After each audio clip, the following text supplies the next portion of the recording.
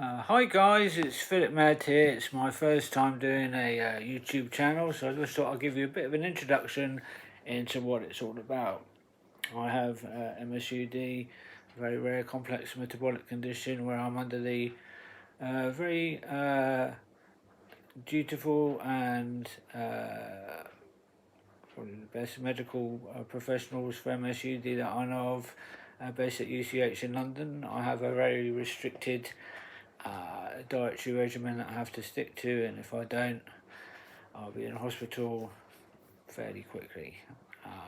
What I'm hoping to do with this YouTube channel is to give a bit of an insight into how to live with a restricted dietary intake, which can be quite daunting when you are very young or you're really restricted. It can be quite difficult to know what you can eat, how much you can eat, while maintaining within the parameters of what your metabolic condition has. So hopefully in the next few videos I'll be doing on this channel, I can give a bit of an insight into what it's like living on a day-to-day basis with a complex medical condition like MSUD. MSUD is a very rare metabolic condition, and it can be very, very restrictive, even more so than other metabolic conditions in the same group. And the way to do this is to do with the amount of protein that you can have in terms of grams per day, or they can do it through leucine exchanges, which will be done in conjunction with your metabolic team. They'll be able to set that up and deal with that for you. Or you can do it also in milligrams of leucine, because leucine is the key with MSUD. We all need leucine. It doesn't matter if you have MSUD or you don't. We all need leucine, and it's essential for our metabolism. Our body doesn't make it, so we have to supplement it with leucine on a daily basis. People without MSUD or any metabolic conditions can do this very, very easily just by having a good hearty breakfast. There's enough in that to get you through without any problem. Whether you have a full English or you go down the cereal route, it doesn't really matter which one you have. There's stacks of leucine in pretty much anything you have for breakfast. If you have a main lunch or dinner, anything with meat, anything comes into contact with animal foods or anything like that, you're building it up. Those of us though with MSUD, we don't have that option, because the enzyme that will deal with the leucine is in our body. So we have to have enough leucine to function, but not too much, otherwise we end up very, very unwell with a pretty much guaranteed hospitalization, and we see our metabolic team too often if it happens. So what I hope to do in this thing is to show you how to do this, and hopefully give you a bit of an insight, a few tips on how to do it. I'm 47 and I've been doing this since forever, diagnosed at 9 days old, so I have a long time of dealing with complex metabolic conditions with restricted protein allowance. I have to say that what I ever do here is in conjunction with my own metabolic team. If your metabolic team tell you anything different to what I'm telling you, then you go with your own metabolic team. Whatever I say is type specific to myself. I have able to handle and tolerate very, very high leucine levels, well in excess of what is allowed or what is safe for someone with MSUD. It takes about 1,000, a leucine level of 1,000 to put me in hospital, but even then I can tolerate it, and not too bad.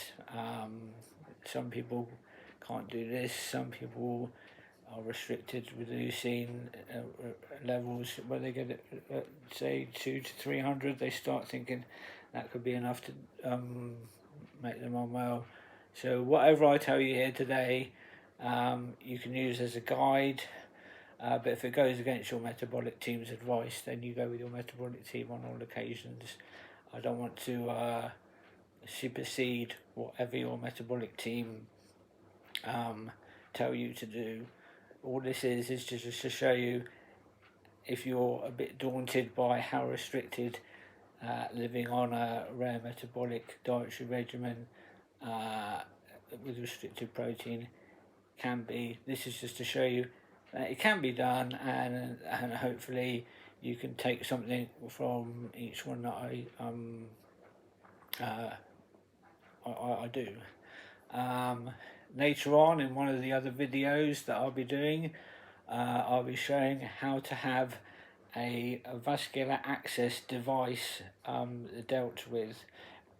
Those of us with MSUD, when we go into hospital, we have to have intravenous devices put in, so we can have dextrose, 10% dextrose infusions put into us straight away and continuously throughout, and we might need intralipids, TPN, vitamins and other things to make us better.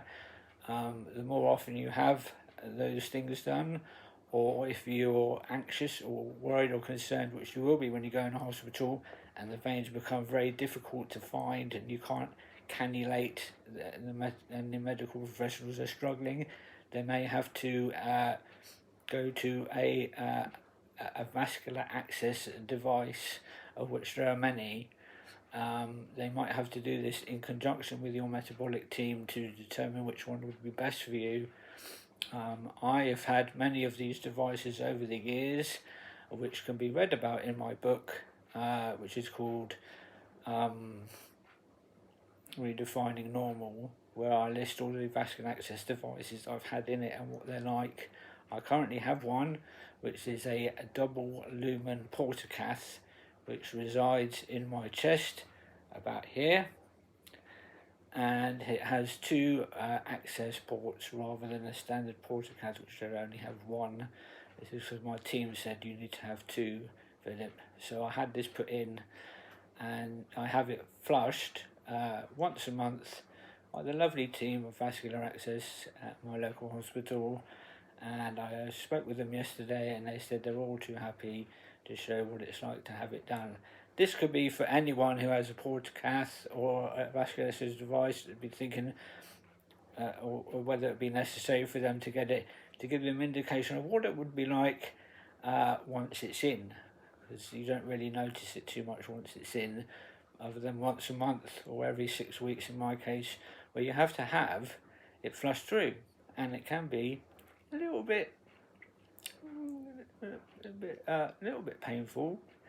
It's only because the portacath is just under the skin, so to access it you have to use a little needle and stick it in the portacath. It doesn't last very long. It's a bit like having a vaccine, but obviously some people do have issues with needles, that are needle phobic or whatever, so hopefully I'll be able to show them how I go about this on one of my future videos, to give you a bit of a special treat, see what it's like. So hopefully that gives you a bit of an insight into what this YouTube channel is and what it's all about, and I hope to see you, which I hope lots of you get in touch with the channel and look at my videos and see how helpful they can be. Happy to hear any comments you may have on this once I get it set up. Thank you.